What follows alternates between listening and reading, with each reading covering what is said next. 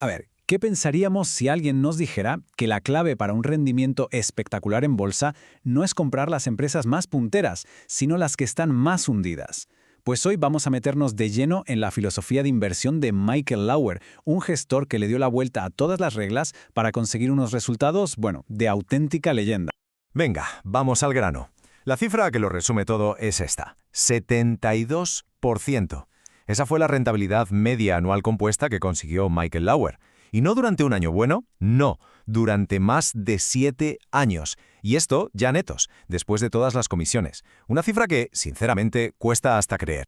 Y para ponerlo en perspectiva, que es donde se ve la magnitud de la hazaña, fijaos, mientras los principales índices de su terreno de juego, el S&P 500 y el Russell 2000, hacían un más que respetable 20 y 13%, Lauer los destrozaba con un 72%. Es que no solo ganaba, es que jugaba en otra liga completamente distinta. ¿Y cómo lo hizo? Pues para empezar, rompiendo una de las reglas más sagradas del mundillo. Y aquí tenemos la primera pista.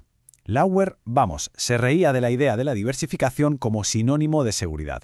Para él, diversificar era simplemente una receta para la mediocridad, para ser del montón. Él creía en todo lo contrario, en la concentración, en apostar muy fuerte por unas pocas ideas en las que tenía una convicción ciega.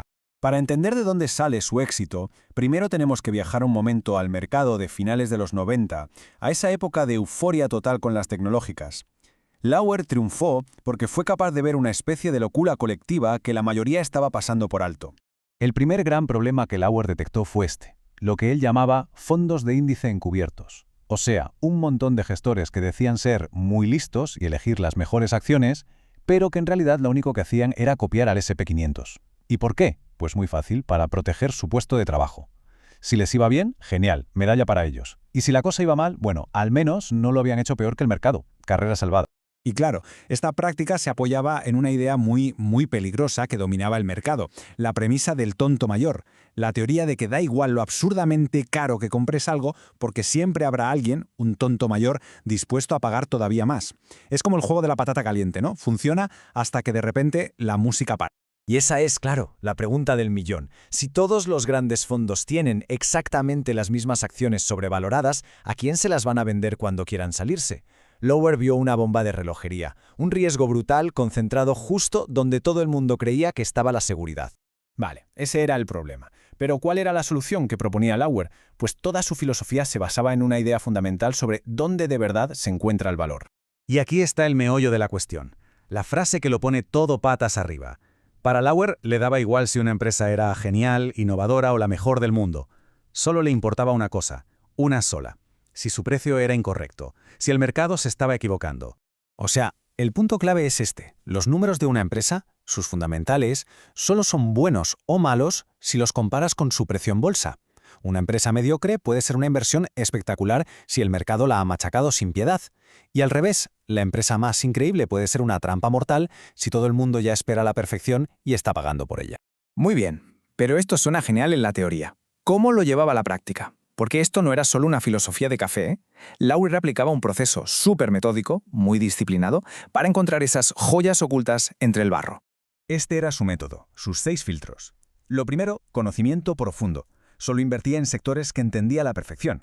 Lógico, no puedes encontrar valor en algo que no sabes ni cómo funciona. Segundo, una caída del precio catastrófica, de más del 50%. Buscaba el pánico, el punto donde el miedo expulsa a la razón. Tercero, un balance sólido, con una deuda que se pudiera manejar. La empresa tenía que poder aguantar el chaparrón. Cuarto, y esto es una señal potentísima, ver que los directivos o la propia empresa están comprando acciones a puñados. Quinto, el valor tenía que ser aplastante, un chollo que saltara a la vista. Y por último, el sexto, que es crucial, tenía que haber un catalizador. Un evento en el horizonte que pudiera hacer que el mercado de repente dijera: «Ostras, nos habíamos equivocado con esta». Y para que veamos cómo funcionaba esto en el mundo real, el caso de Tektronix en el 98 es de libro. Cumplía todos los requisitos. El precio se había hundido un 70%. Su balance era bueno, la empresa estaba recomprando acciones como si no hubiera un mañana, su valor en bolsa era menos de una cuarta parte de lo que vendía en un año, una locura. Y el catalizador era que se rumoreaba que iban a vender una división que era un agujero de dinero. Lauer compró y ¿el resultado? La acción duplicó su valor en menos de 6 meses. Ahí es nada. Pero la cosa no acaba ahí, que la estrategia de Lauer tenía más miga. Su forma de comprar acciones, lo que se conoce como posiciones largas, era muy distinta de cómo apostaba a la baja, o sea, de sus posiciones cortas. A ver, cuando compraba buscaba valor profundo, gangas, y pensaba en el largo plazo, más de un año. Confiaba tanto en su análisis que no usaba stops para limitar las pérdidas. Si caía más, a veces hasta compraba más. Pero, en las posiciones cortas, la película era completamente distinta. Ahí buscaba un beneficio rápido, en semanas, apostando por una decepción inminente. Y aquí sí o sí usaba stops muy estrictos, porque el riesgo de apostar a la baja es, en teoría, infinito. Y para que nos hagamos una idea de qué tipo de empresa tenía Lauer en el punto de mira para sus posiciones cortas, pues qué mejor ejemplo que el rey indiscutible de la época, Microsoft. En el año 1999, la valoración bursátil de Microsoft llegó a una cifra que es que, quita el hipo incluso hoy, 600.000 millones de dólares. Pero para entender la escala de esa barbaridad, esta comparación es demoledora. El mercado estaba diciendo que una sola empresa valía más que todo lo que producía un país entero como Canadá en un año, un país del G7, ojo. Para Lauer esto no era una señal de fortaleza, era el síntoma clarísimo de una burbuja de manual. Y más allá del momento concreto de la burbuja de los 90, ¿qué podemos sacar en claro de todo esto? Porque el enfoque de Lauer nos deja unas cuantas lecciones que son, la verdad, completamente atemporales. Sirven para cualquier mercado. La primera lección, y es súper importante, una buena estrategia puede dejar de serlo si todo el mundo empieza a hacer lo mismo. El valor se acaba cuando algo se pone de moda. La segunda nos avisa de que lo más popular, lo que todo el mundo compra, suele ser lo más peligroso. La seguridad de ir con la manada es muchas veces una ilusión. Tercero, es vital entender por qué algo funcionó en el pasado, antes de dar por hecho que va a seguir funcionando siempre. Y la última, que es su gran mantra.